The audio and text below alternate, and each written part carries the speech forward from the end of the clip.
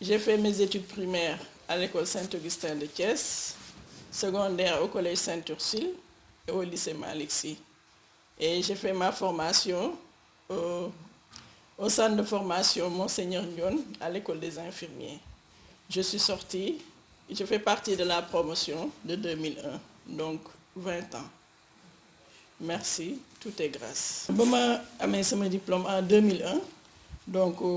là c'est ici, donc avec l'appui de Madame Gueye, Fatou Banel Dia, vraiment que je dois cette reconnaissance. Mon petit bopam, mon stage au niveau des ICS mine avec Dr Koné. Donc ma nek fa en stage ba yalla def ñi choisir ñu wara embaucher des infirmiers dans le projet de Tobène. Donc ñun ñoo ubbi Tobène, on était 4 infirmiers. On a travaillé là-bas jusqu'en 2004 le projet bi jeex. Ñu ma am sama affectation au niveau de l'administration, au niveau du poste de santé de Notto Gouye Diama. Ma def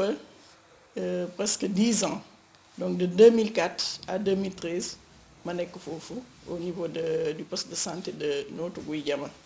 Vraiment c'est ko ak ay nit ñu bax, vraiment ñu am reconnaissance parce que ba légui on travaille en parfaite collaboration dañ may wo et tout. Ma jóge fofu 2013 ñëw au niveau du poste de santé de Darou Khoudoss. Donc depuis 2013 jusqu'à nos jours, je suis infirmière chef de poste de Darou Khoudoss. Donc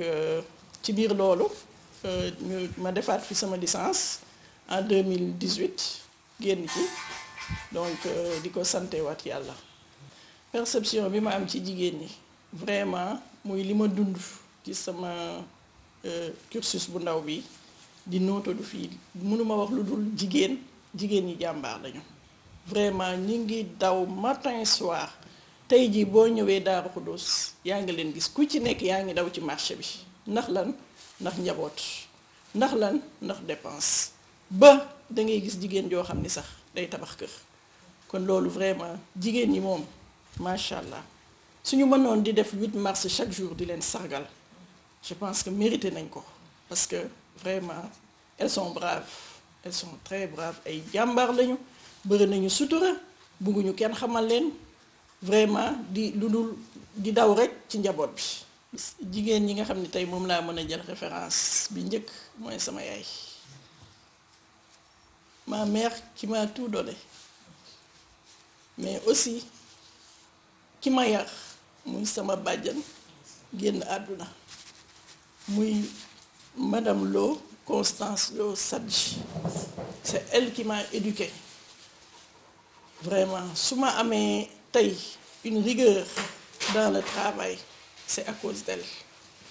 Et ce n'est pas vrai parce que c'est la fille de feu Abdoulaye Sadji, écrivain. Donc ñaari jigéen ñooñu awma seen fay. Bi ci topp mooy sama grande sœur sage-femme bi nga xam ni tey jii moo ma fayal sama formation. Parce que c'est une référence. Pourquoi? Parce qu'elle fait partie des premières sages-femmes du Sénégal. Mu nekk ñoom promotion matindooy bi ngeen di dégg tey ñoom ada bi nekkoon hôpital général Grand Yoff, c'est cette promotion-là. Ñoom seen temps dañu doon jël les 5 premières muy infirmier di sage-femme dañ lay laaj yow fan nga bëgg ñu affecté la fa. Donc ñooñu ñoo ubbi tey hôpital régional bu Thiès bi ngay dégg Sakhir Ndiéguène. Donc ñoom ñoo nekkoon à la maternité mu nekkoon nag ñoo xam ni vraiment lu tax mu marqué ma da daan toog sax bay recevoir des femmes à la maison ñun fanaan nañu ci salon fanaan nañu ci fu ne ndax ay femmes yi nekk en travail mais aussi ci kaw lan jóge na fi dem France mu am femme yoo xam ni dañu dem def planification familiale ne kenn duñu laal ku dul yow. Jour bi mu dellusee 1 an après 2 ans ñu seen ko ca koñ ba dañoo ñëw ne ah ñun de mën nañoo dindi ji suñu planning parce que yow yaa ñu doy pour réew lañu xam nga loolu neex na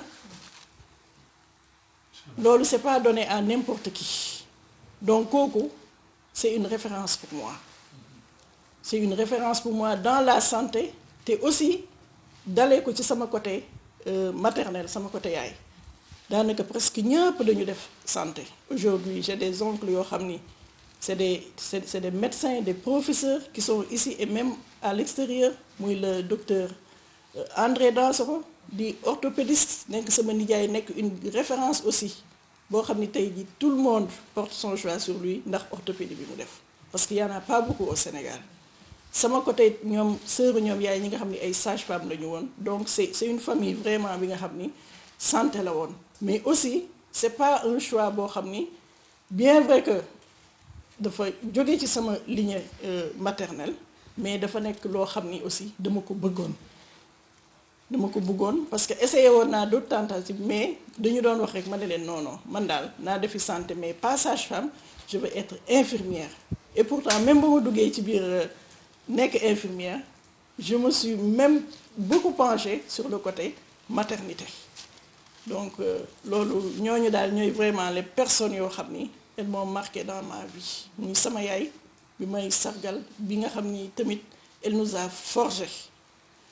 parce que pourquoi dañu doon gis ñun naka la doon dund ak yaayam c'est la seule qui est aujourd'hui ici à Thiès les autres sont tous les autres membres sont à Saint-Louis mais dañu doon gis moom naka la doon sonne ci ay waajuram donc loolu nag mu nekk loo xam ni daf ko inculquer ci man donc loolu mënuma ko bañ a fay tout le temps di conseiller sama marraine comme ni ma la ko waxee rek moom tamit vraiment mu nekk koo xam ni nii rek une femme battante caractère et tout elle était éducatrice paix à son âme choix bi fi mu jógee mooy ci sama sœur bi parce que dama doon gis ni muy assister une personne vraiment en danger parce que nit nekk ci souffrance mu ñëw yaakaar la parce que li ñu def noonu yaakaar la parce que y avait d'autres sages-femmes ici à Thiès mais c'est parce que moom xëy na li mu leen woon ci liggéeyam moo tax ñu doyoon ko ñu am ci moom confiance moo tax ñoom ñu ne déedéet ñun suñu maternité dañ koy arrêter ba Léoni ñëw bu ñëwee ñun ñu doog a defaat suñu maternité donc ma gis ni mu ci doon demee avec amour parce que ñun ñoo ko daan yóbbul añ dañ daan dox sama kër yaay ba hôpital régional ñuy gis lu nekk hôpital donc loolu il faut que mu nekk vraiment un facteur déclenchant nekk loo xam ne da lay stimuler ci santé donc man gisuma woon lu dul loolu donc choix wu métier bi lu ma ciy njëkk a wax mooy actuellement malheureusement au Sénégal les gens ne choisissent plus le travail par amour da ngay tànn santé wala nga tànn éducation parce que tout simplement liggéey amul et ça c'est dangereux surtout pour la santé qui est vraiment une vie donc li may wax nit ñi daal mooy képp kuy tànn santé na fekk nga bëgg ko parce que tu as du pain sur la table même boo demee week-end sax tu n'es pas épargné yaa ngi tout le temps ak sa téléphone et à n'importe quelle heure donc nga war a def une organisation de service boo xam ni tey jii même boo fa jógee tey di nga fa am assistante boo xam ni mën nga fa en tout cas un personnel qualifié boo xam ni tey jii soo fa nekkulee kooku dina mën a gérer malade bi te bu ko gérer bu amee tamit loo xam ni tey càng na moom tamit tey gis na ni y a problème dina mën a communiquer ak tey pour ne pas parce que on est au 21e siècle tollatuñu foo xam ni on ne laisse que les agents de santé communautaires en consultation non donc vraiment boo xoolee pyramide sanitaire bi am na évolution parce que dañu bëgg dans tout poste de santé qu'il y ait un infirmier une sage-femme un assistant infirmier ça c'est vraiment pour la continuité des services donc ñun noonu la ñuy doxee mais néanmoins comme ni ma wax soo nekkee si ginnaaw nga dem tuuti sax ka fa nekk aussi su amee tey lu ko jaaxal day replier wu ci yow donc système bi noonu lay doxee mais li ma am pour wax daal vraiment encore une fois que les gens vraiment choisissent le métier par amour parce que si tu le choisis par amour kenn jàngalu la kenn tànnalu la ko force di nga ci dem ak ni nga ko bëggee doo ci tricher di nga ci def lépp lu ci wax li ne sama secret du dara lu dul li ñu jàng rek li ñu jàng mooy la déontologie vraiment fonk sa liggéey la parce que si on dit déontologie c'est tout, ça englobe tout. Soo amee conscience professionnelle nga jiital ko nekk ci li nga bëgg, il faut nga dem ci avec amour, nga dem ci avec force, c'est-à-dire que tu ne calcules pas, tu t'attends, da ngay def rek, da ngay def ngir yàlla. Parce que quand tu es dans la santé comme ni may faral di wax ñi may liggéeyal sooy def da ngay def ngir yàlla, def ngir sa askan, def ngir njaboot bi, lu la ca fekk nga jël ko. Donc man ci kaw loolu rek lay dox. li ma dooleel côté boobu aussi sama borom kër, parce que s'il n'était pas compréhensif je pense que aussi du ma egg fii. Kon moom it vraiment je lui dois beaucoup de choses, et à lui et à ma famille, parce que nooto bi ma nekkoon pendant presque 10 ans je ne venais que les week-ends. Donc raison pour laquelle ñoom Maguette bu ñu nee madame Darosa elle était effacée ak ñoom seen boo ñëwee dootal lu dul vraiment sa njaboot. Samedi dimanche rek ngay am. Des fois même il arrivait que je vienne même le samedi soir parce que en peu boobu temps pal yu bëri na, donc dootal lu dul dara. Donc sa conscience moo lay jiital yow da nga naan dëgg la xale yaa ngi kër ga war naa fa dem, mais aussi munoo bàyyi ay malades certaines situations nga dem bàyyi noonu. Donc loolu yëpp aussi c'est parce que da nga am jëkkër bu la comprendre, am pourtant des enfants yoo xam ne ay xale la ñu woon tey aujourd'hui Dieu merci ñoom ñëpp ñi ngi màgg, kii am na bac, kii BFM entre en 6e, des choses comme ça, mais teewul ba tey rythme boobu rek day dawee. Donc ñoom ñëpp tout le temps tu vraiment soo ñëwee daal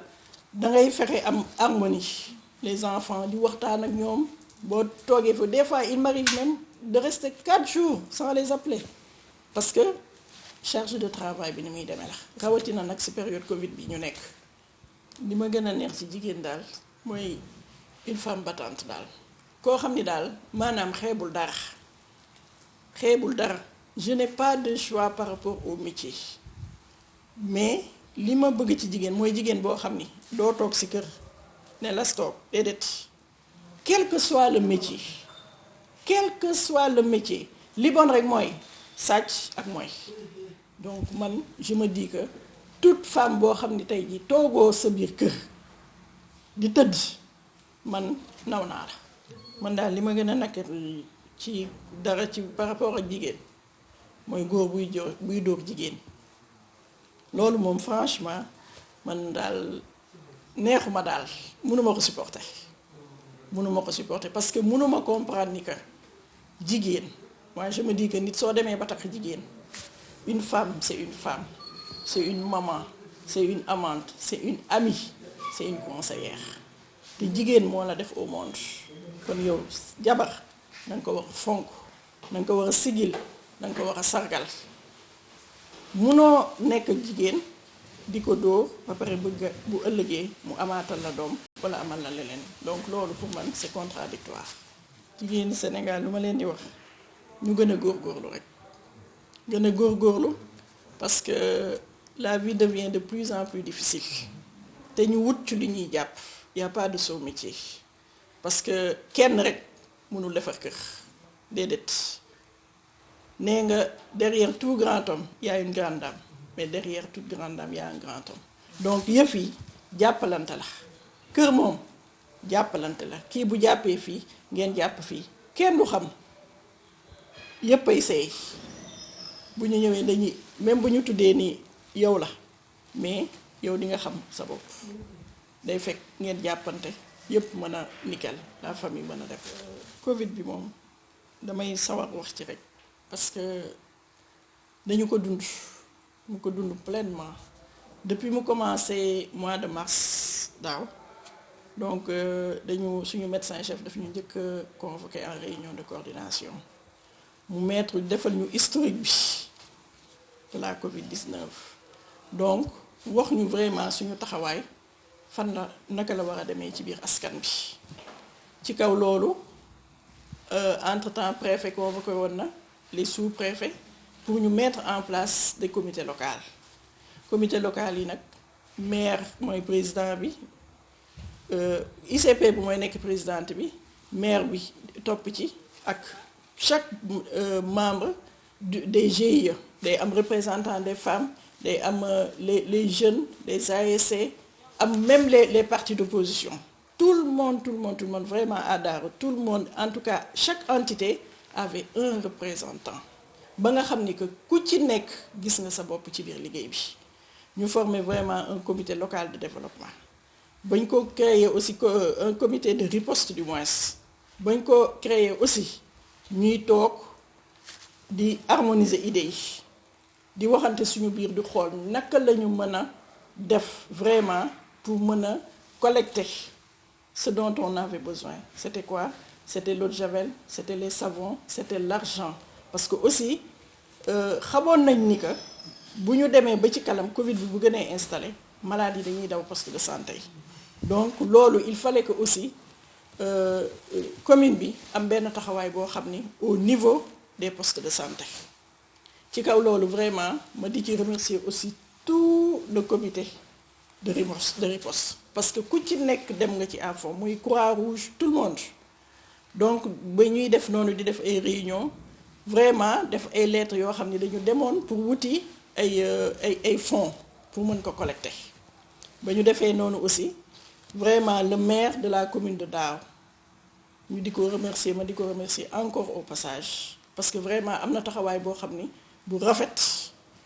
mu jël une enveloppe de vraiment 4 millions jox à tous les postes de santé chaque poste de santé parce que il fallait un fonds de fonctionnement pour les postes de santé parce que dañu xamoon ni que postes yi dañu am problème mu garab grand cheroon na masque c'était intouchable lépp cher donc vraiment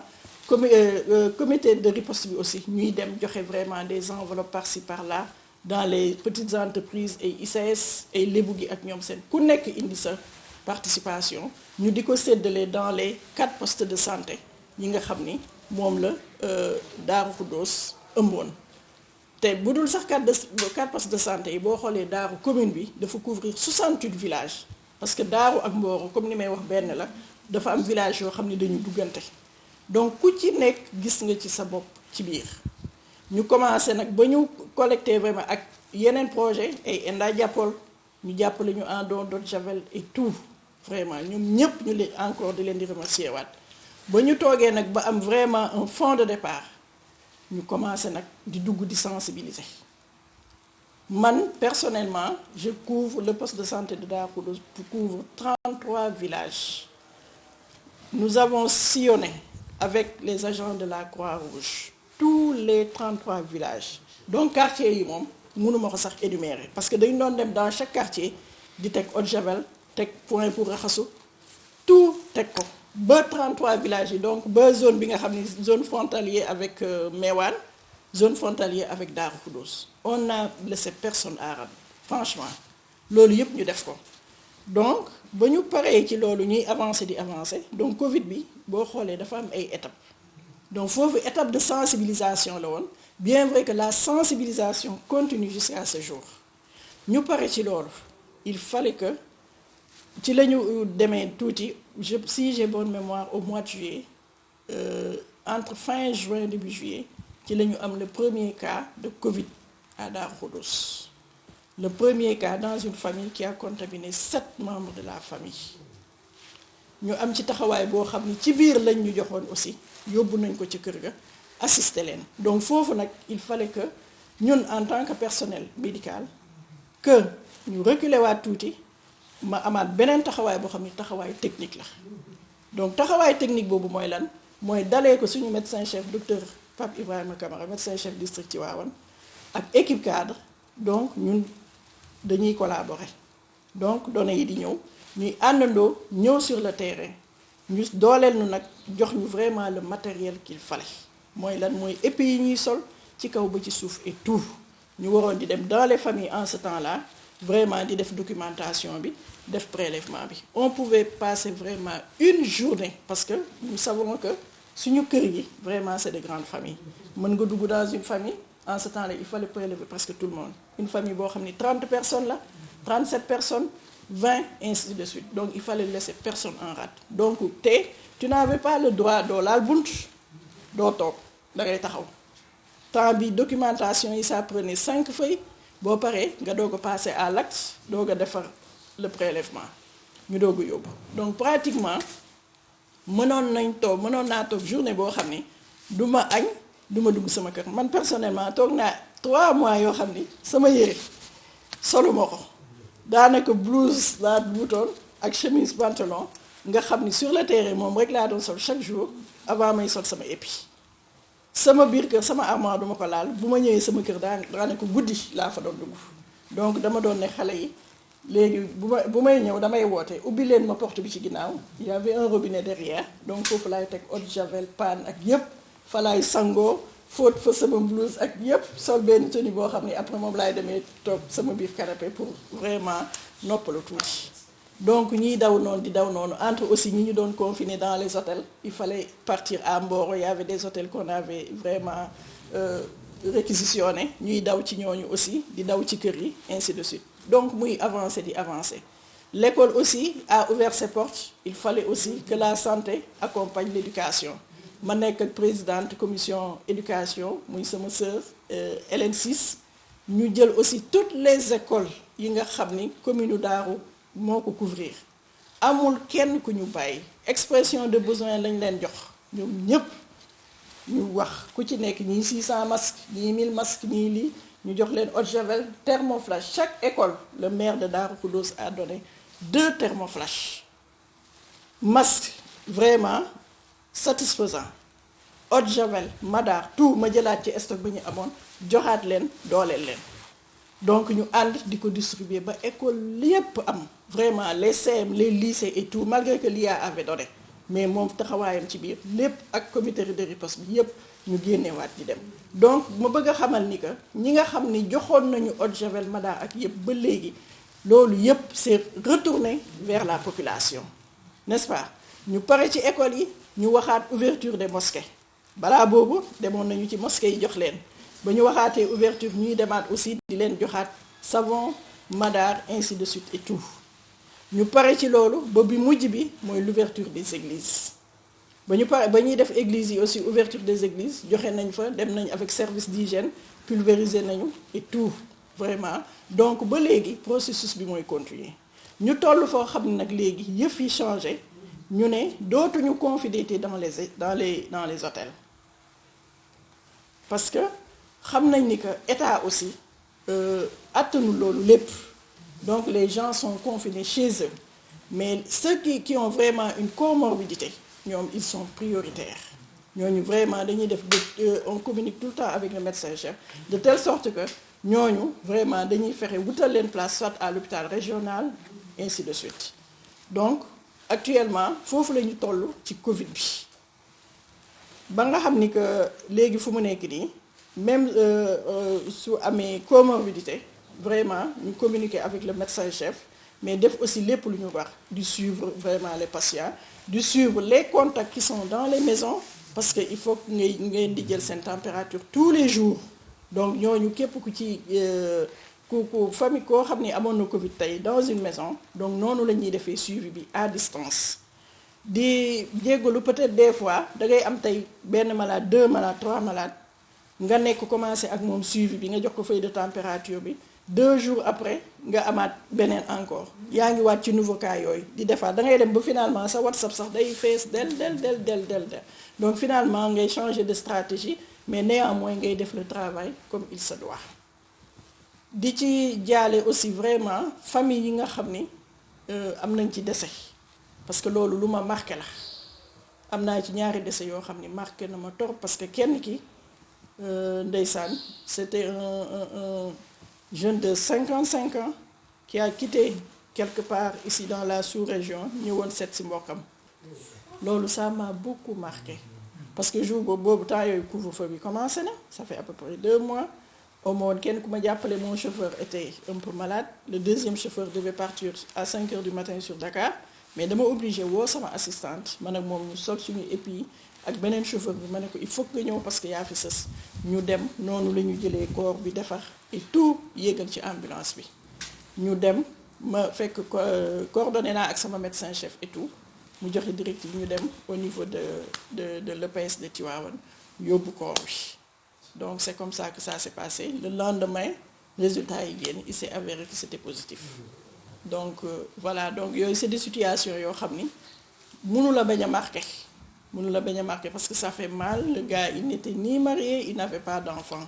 metti woon na trop des moments qu'on perd comme ça. Donc loolu aussi ñuy continuer encore di sensibiliser pour wax aux gens que vraiment la maladie elle est là am na et c'est très réel. Et malheureusement nous ne protégeons pas, nous ne pensons pas à nos mamans. Il faut que ñu xalaat suñu yaay yi toog seen biir kër yi parce que ñun ñooy dem jëli indil leen parce que yaay yi dematuñu fenn ñi ngi toog seen kër yi ragal nañu mais ñun jeunes ñooy génn ci biti bañ a sol suñu masque bañ a respecter nekk dans les marchés parce que cas communautaire tu sais pas xamoo kan la donc noonu la lay wàllee nga dem dugaat ak moom ci biir kër gi après tu vas propager ça. Soo fekkee nag sa yaay vraiment am na tension wala diabète alors voilà c'est le comble da lay terrasser nu mu gën a gaawee. Donc vraiment foofu moom di si ñaaxaat vraiment toute la population ñu gëm parce que am na ñoo xam ni ba tey gëmuñu ni que Covid am na ñu gëm ni que loolu am na que les gens sont en train de mourir à cause de cette Covid et que ça fait très très mal. Dëgg la yàlla mooy jël mais aussi ñu defe naa fagaru la ñu wax ci santé. Donc di xamal population bi ni que vaccin yi ñëw na donc le premier lot a été décerné au personnel de santé. Donc le personnel de première ligne su ñu nee personnel de première ligne nag c'est le personnel qui est dans les structures de santé dalee ko ci ICP bi ba ci technicienne de surface bi kiy nettoyer gardien chauffeur tout le monde a été vacciné. Vaccin yi ñu ngi fi coow li bëri na mais je pense que il faut aussi qu'on ait confiance à notre système de santé parce que comme li may faral di wax rek bërëbu fajukaay kenn du fa dugal luy lox. C'est la même chose quand on dit par rapport à l'APF voilà nit ñi li ñuy wax tout le temps ci planning familial alors que du noonu c'est-à-dire que dégg-dégg dafa jafe. dégg-dégg jafe-jafe il faut avoir le sens de l'écoute nga xam ni que lii maanaam waxuñu la nga bañ a jur par exemple dañu ne nga soreyantool sa jur. Donc vaccin yi su ñëwee c'est pour vraiment la prévention aussi donc ñu am yaakaar ni que bu nit ñi ñàkkoo li nga xam ni mu ngi nekk di faagaagal population yi dese yi di bëre ak ñoom seen am nañu yaakaar ni que vraiment yooyu yëpp dina wàññeeku feebar bi dina wàññeeku. Donc di vraiment sensibiliser les populations. Deuxième phase du vaccin yi mi ngi ci yoonu ñëw su nekk na ci yoonu ñëw donc ils seront disponibles mais actuellement deuxième phase bi ñu wax c'est réservé au troisième âge c'est-à-dire à 60 ans et plus avec comorbidité donc ñoom lañ ko réserver. Peut-être qu'il y aura changement on ne sait pas mais en tout cas c'est ce qui a été dit lors de notre formation. Donc il y a aussi une plateforme boo xam ni nit ñi ñu ngi ci bindu. ku mën aussi nga dem ci plateforme bi nga bindu néanmoins aussi ñi mën aussi mën nañ ñëw au niveau des postes de santé ñu demander des conseils vraiment ñu xamal leen parce que am na ñu bëri depuis boobu ba ñu déggee ni vaccin bi ñëw na man chaque jour je reçois des coups de téléphone chaque jour da ngay gis ay mag yoo xam ni dañuy ñëw poste ba di laajte vaccin bi donc di ñaax population bi vraiment pour ñu ñàkku waa RIEPS vraiment maa ngi leen di remercier di leen sargal yéen tamit les femmes ci 8 mars bi di sargal association bi yëpp parce que lii nekk na loo xam ni man de xawma ko woon waaye na leen wóor ni moom à partir de demain moom je serai vraiment maa ngi ci biir parce que li ngeen di def nii am na solo parce que man lu ma bett la parce que comme Maguette le disait tout à l'heure nit moom looy def rek defal ngir yàlla fonkal li ngay def man je ne m'attendais vraiment pas à ce que lii tey ma am ko un 8 mars biir Mboro wala biir Daaro ba tey ngeen may fekk ci sama biir kër di ma sargal nii